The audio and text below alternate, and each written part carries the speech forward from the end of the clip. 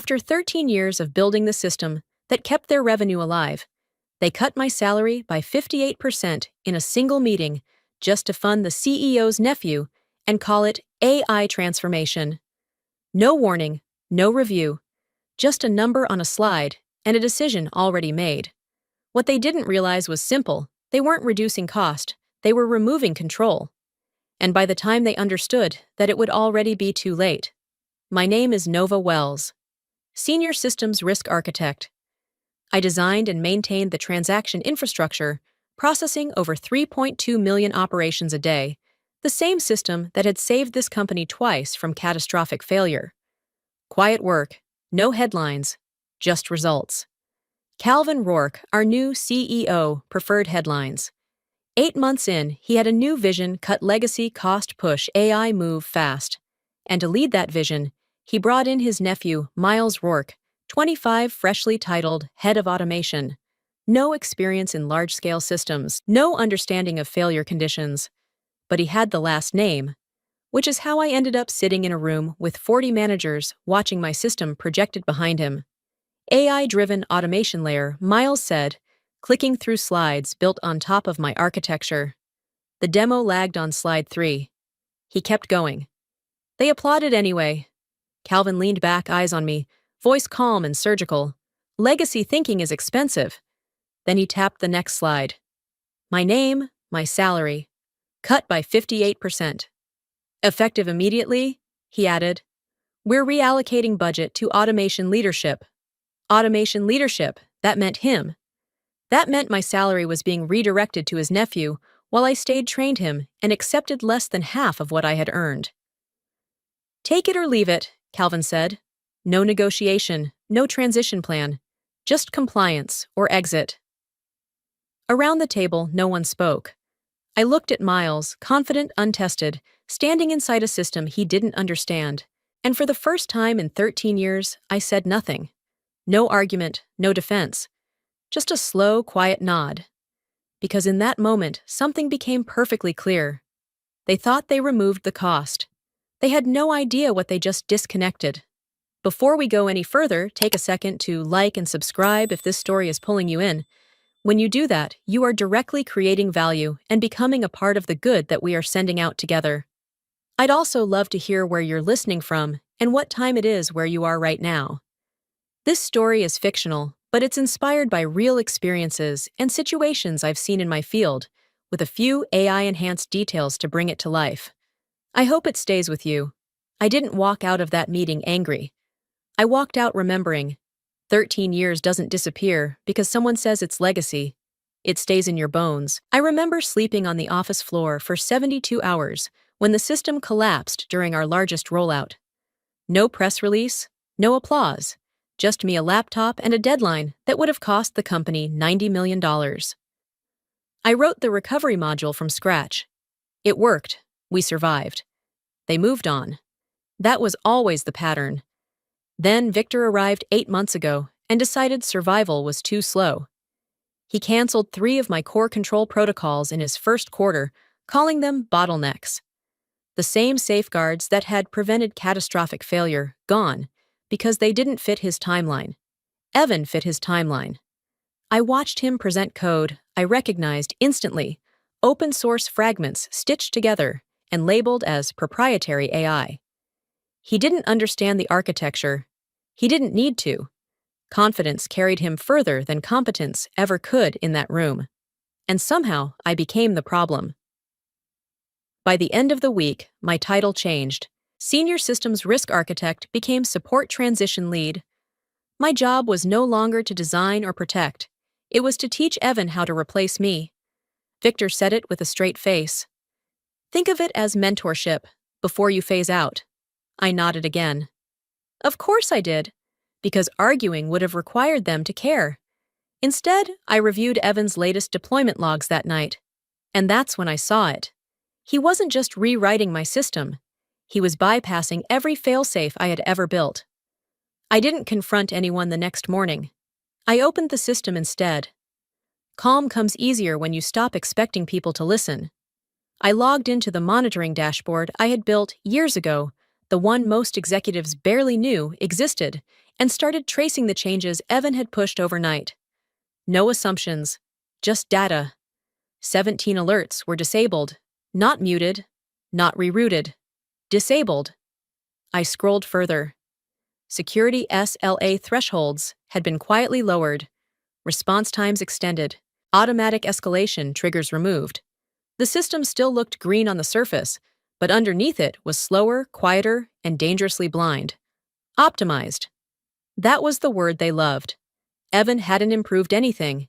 He had stripped out every layer designed to catch failure before it spread. The architecture still stood, but the safety net was gone. It would run faster right up until the moment it didn't. I ran a simulation using last quarter's peak load. The result didn't surprise me. If a cascade failure hit under these conditions, we wouldn't just lose uptime, we would lose contracts. Revenue exposure crossed $300 million within the first 48 hours. I documented everything, clean, precise, no emotion. Then I sent it to Victor.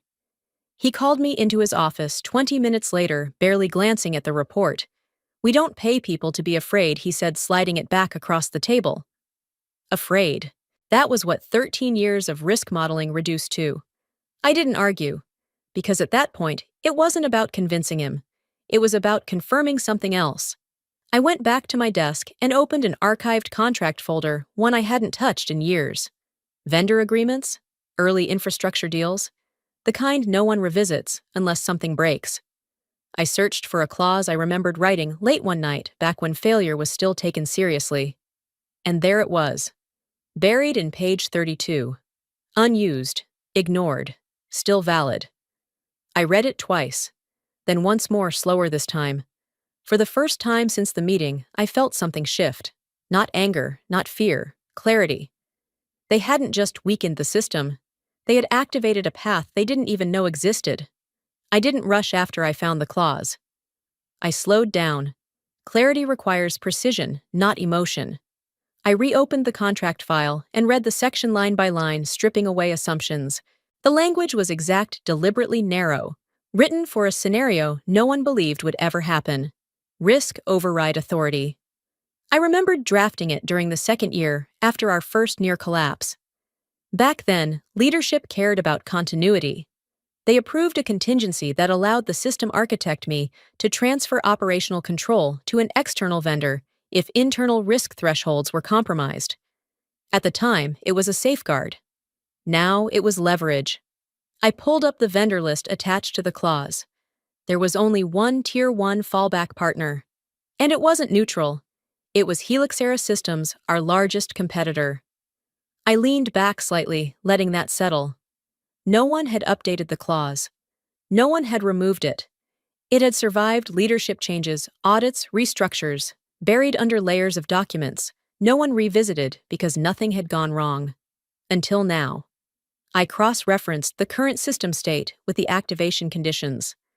Disabled alerts, reduced SLA thresholds, removed fail-safes. Every requirement was already met. Legally. That was the part they would never see coming. I didn't need to crash anything. I didn't need to touch a single line of production code. The system was already compromised on paper by their own decisions. All I had to do was acknowledge it. And execute. I read the clause again, slower this time, focusing on the final paragraph. Upon activation, full operational routing authority may be reassigned to the designated external provider to ensure continuity of service. Reassigned. Not shared. Not mirrored. Transferred. I opened the architecture diagram and traced the flow in my head. If I triggered this, traffic wouldn't fail, it would redirect. Seamlessly, automatically, contractually, and control wouldn't degrade. It would move. Completely. I sat there for a moment, not thinking about revenge, not thinking about consequences.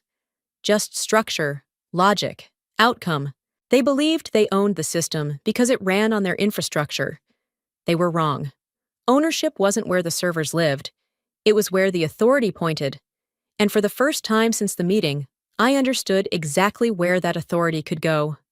Not away. Just somewhere they could no longer reach. I waited until the building went quiet before I made the call. Tension has a rhythm when you understand the stakes. Every second stretches, every decision sharpens. I sat at my kitchen table contract, open on one screen system, metrics on another. Everything aligned, conditions met, authority intact. All that remained was choice. I scrolled to the number I hadn't touched in years, the CTO of Helixera Systems. My finger hovered for a moment, then I pressed call. He answered on the second ring. Nova. No surprise, no hesitation. I didn't waste time. What if I told you their entire operation can switch? Legally, silence. Not confusion calculation. Then, a quiet exhale. We've been waiting for you. Of course they had. Competitors study weaknesses. They map dependencies. And I had built the one system they could never reach until now. I explained the clause, the thresholds, the current violations already triggered by internal changes. No speculation, just facts. He listened without interrupting. When I finished, he said, if you activate it, we can absorb the load within 12 hours. I know, I replied. Another pause. This one heavier. What do you want? There it was. Not revenge. Terms. Consulting authority on transition, I said. 12%. Full legal indemnity. He didn't negotiate long. Done. Just like that. 13 years reduced to a clean agreement between people who understood value. We finalized the framework within 20 minutes. Legal teams would formalize it after activation, but the structure was set. Protection in place. Control defined. When the call ended, the silence felt different. Lighter. Not because anything had changed yet, but because it would. I closed my laptop and sat there for a moment, letting it settle. This wasn't impulsive. It wasn't emotional. It was inevitable. And for the first time since the meeting, I wasn't reacting anymore. I was deciding. I checked my email before standing up. There it was. A calendar invite for 9 a.m. Final role transition review. No ambiguity, no negotiation. Tomorrow they would finish what they started. They were going to remove me completely. I looked at the time, then back at the system metrics still running in the background. Steady. For now.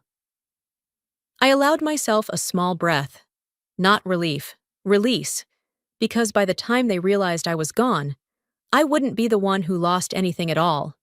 If you think I was right to make that call and secure control before they erased me completely, drop a 1 in the comments. Sometimes the only way to survive is to act before they take away your choices. Nova returned to the office the next morning as if nothing had changed. Calm was her advantage now. No hesitation, no visible resistance. Just quiet compliance wrapped in precision. The system was still running, the dashboards still green, and to everyone watching, she was exactly what they expected, cooperative. Temporary. Evan was already waiting when she walked in, leaning against her desk like it belonged to him. Just hand over access. Clean and simple, he said, casual, impatient. Nova gave a small nod. Of course. No argument. No correction. That was what made it work. By then, her role had already been redefined. Officially, she was no longer the architect.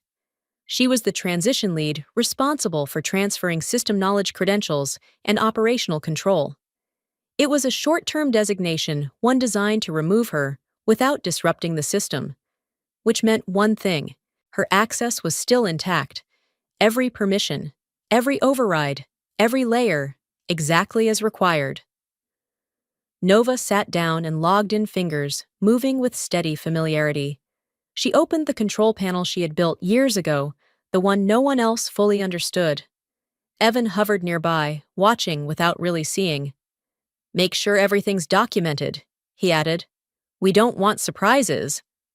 Nova almost smiled. Of course not. The system metrics scrolled quietly across her screen. Stable, predictable, waiting. She checked the conditions one last time. All thresholds had been met hours ago. The architecture had already been weakened by decisions no one in this room fully grasped. All she had to do was acknowledge it. At 10:45 a.m., Nova moved her cursor to a command line buried deep within the interface. No alerts triggered, no warnings surfaced. She typed a single instruction. External failover initiated. She pressed enter. Nothing happened. No alarms. No flashing indicators. No immediate shift. The system continued running exactly as before. Evan exhaled, already losing interest. Good. That was easy. Nova leaned back slightly, expression unchanged. Because the most dangerous changes never announce themselves. They just begin. The shift didn't announce itself. It crept in. At first, it was barely noticeable. A transaction queue delayed by 12 seconds, then 35, then a full minute. Nothing catastrophic, just enough to feel wrong. Nova saw it immediately. Evan didn't. He stood in front of the dashboard, arms crossed, watching the metrics as if they were telling him exactly what he wanted to hear. It's just latency, he said, dismissive. We're scaling. Nova said nothing. Around them, the room began to change. Phones started ringing. Not one, not two. A steady, overlapping rhythm of urgency. Client support lines lighting up across the floor. Why are confirmations delayed? Our system isn't syncing.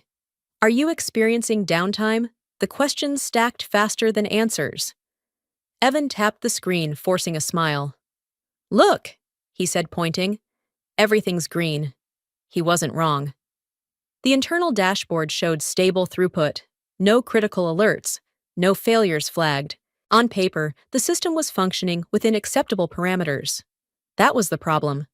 Because what the dashboard didn't show, what it was never designed to show, was where the data was actually going. Nova watched the routing logs scroll quietly on her secondary display. Clean transitions, no packet loss, no interruption. Every transaction was being processed exactly as expected. Just not here. The external failover had already taken hold. Traffic was no longer anchored inside the company's infrastructure. It had been redirected legally seamlessly to the fallback provider, Helixera, their competitor. The system hadn't broken. It had moved. Why are the financial reports delayed? Someone called out from across the room. Another voice followed. Revenue isn't posting in real time. Evan's confidence cracked just slightly. That's impossible, he said. The system is fine. Nova glanced at the screen again, watching millions of dollars in transactions flow. Elsewhere. Perfectly processed, perfectly recorded. Just not in their system anymore. She folded her hands, calm, silent. Because the system was fine. That was exactly why it was so dangerous. By early afternoon, the questions stopped sounding like routine complaints and started sounding like alarms. I stayed at my desk, watching the numbers diverge. Transactions were being processed, confirmed, completed, but none of the revenue was landing where it should. Inside our system, everything still looked stable. Outside it, everything was moving. The CFO was the first to say it out loud. This doesn't make sense, he muttered, staring at his screen. Processing volume is intact, but revenue isn't posting internally. He refreshed the report. Then again, nothing changed. A second later, his voice sharpened. Where is the data going? That was the moment the room shifted. Victor came out of his office, already irritated. What's the issue now? The CFO turned his screen toward him. It's not lag, he said. It's rerouting. The transactions are being handled externally. Victor froze for half a second. Then the volume hit. Who authorized this? No one answered. No one moved. Because they already knew. Legal arrived within minutes, pulled in by the escalation alerts that finally crossed their threshold. The lead counsel scanned the logs, then the contract references attached to the routing layer. Her expression didn't change. She did, she said, nodding toward me. And it's legal. Silence. Victor turned slowly. That's not possible, he snapped. Shut it down. The CFO was already typing, trying to force a rollback. System won't accept it, he said, voice tightening. The routing authority isn't internal anymore. Legal spoke again, quieter this time. It's contractually reassigned. Victor's control slipped. Then override it we can't, she replied. Not without breaching the agreement. That was the real break, not the rerouting, not the lost revenue, control. They weren't losing data, they were losing ownership. And for the first time since this started, every eye in that room turned toward me, not as a problem to remove, but as the only person who understood exactly what was happening. I didn't say anything, because panic has a purpose. It forces people to see what they ignored. I didn't return as an employee. I returned with leverage. When I walked back into that room, I wasn't alone. The CTO from Helixara stood beside me, calm, prepared, already briefed. The same people who had watched me get cut days earlier were now standing uncertain, waiting for answers I controlled. I didn't rush. Power doesn't need speed. I placed the contract on the table, sliding it toward Victor without looking away. 12%, I said. Full transition control. Immediate stabilization. No one interrupted, because they had already seen what happened without me. Victor's jaw tightened as he skimmed the first page, then the second. His hand stopped halfway through. "You sabotaged us," he snapped, voice sharp, desperate. I met his stare, steady. "No, I followed your system. That was the truth. Every step, every trigger, every outcome." He just didn't understand it. Behind him, the CFO spoke carefully. "She's right. The failover conditions were met." Victor turned, anger shifting direction. "This is because of him," he said, pointing at Evan. "Fix it." Evan froze. I didn't change anything critical," he stammered. I almost smiled. "You removed 17 alerts," I said. "Lowered SLA thresholds. Disabled escalation triggers." Silence. "You optimized risk out of the system," I added. "That's what activated the clause." Evan's confidence collapsed in real time. I didn't know that's the problem, I cut in. For the first time, no one defended him. No one defended Victor either. Because the board had joined the call. They had been listening. A voice came through the speaker, cold, controlled. "Mr. Hale, we need to discuss your decision-making process." Victor didn't respond immediately. He couldn't. The narrative had shifted. This wasn't about a technical failure anymore. It was governance, accountability. I leaned back slightly, letting the moment settle. Because this was the part they never planned for. When control changes hands, it doesn't feel dramatic. It feels inevitable. Victor looked at me again, but the certainty was gone. In its place, calculation. Too late. Because for the first time since I walked into that building 13 years ago, I wasn't the one being evaluated anymore. The end didn't come with a dramatic crash. It arrived quietly, like a correction finally applied. Within a week, Victor was gone. Forced resignation, followed by legal inquiries, that moved faster than he expected. The board didn't debate it. They couldn't.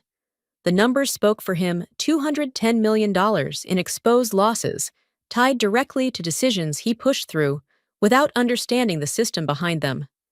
Evan didn't last much longer. His title disappeared first, then his access, then his name from internal records. Word spread quickly across the industry. Not about what he tried to build, but about what he broke. Reputation doesn't recover from that. The company stabilized, but not on their terms. They signed the contract. 12%. External oversight. Full dependency on the same system they once tried to replace, now controlled outside their walls. Controlled by me. I didn't go back to my old desk. I didn't need to. From the outside, I had more authority than I ever did inside. No politics, no interference. Just structure and control, exactly as it should have been. Some people call it revenge. It wasn't. It was correction. Because in the end, nothing collapsed that wasn't already weakened. I didn't break their system. I just let it move to where it actually belonged. Looking back, the hardest lesson wasn't about systems. It was about self-worth. I gave 13 years to something that would replace me in seconds, but I also learned that real value doesn't disappear just because someone fails to recognize it. Sometimes staying quiet isn't weakness, it's control. Sometimes walking away isn't loss, it's the beginning of taking your power back. If this story resonates with you, it means you understand how important it is to stand up in your own way at the right time. And if you believe stories like this deserve to be heard, you can help more than you think. A simple, like a comment, or subscribing to the channel, can push this story further, maybe to someone who needs the courage to make a difficult decision. So if you're still here, you're already part of that. This story was fully created and produced by our team. We do not copy or borrow content from any other channel. Thank you for staying with us and listening until the end.